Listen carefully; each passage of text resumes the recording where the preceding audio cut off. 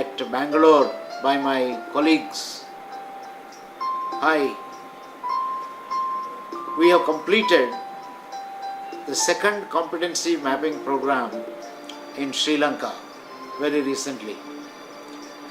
We have trained over 50 experts in competency mapping in Sri Lanka, and we already have some feedback that they are likely to use it for building competency-based organizations. They will also relook at some of their HR systems to make them more competency-based. In India itself, for the last 2 decades, TVRLS has been running competency mapping certification programs.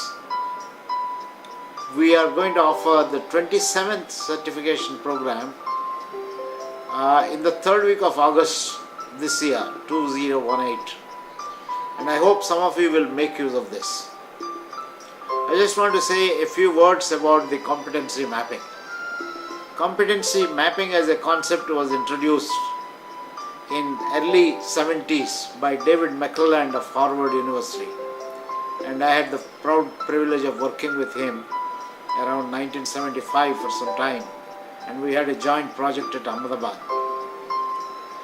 David McClelland wrote his article, which was published in the year 1973, Testing for Competence Rather than Intelligence, where he highlighted how intelligence and academic achievement tests may not always differentiate successful performers in different jobs.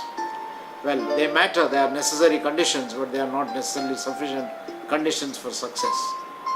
He identified, in addition to the traditionally thought about knowledge, attitudes and skills, motives, values, self-concept, traits and so on, as also components of a competency that make a difference in successful performance of a given job. By 1980s, I think the competency movement picked up. By about 90s, it became popular across the world. With Spencer's book on competencies at work, I think the world started realizing that we need to get deeper into the competency framework for understanding and building competent organizations.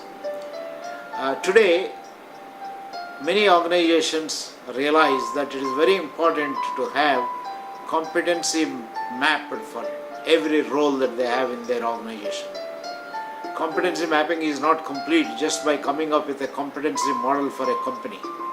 Most important thing in competency mapping is to have for each role the purpose of the role, the role set members, that is the internal external customers, the key performance areas or key result areas or key functions or tasks, and for each function or task identify the activities and particularly the most critical activities that are required.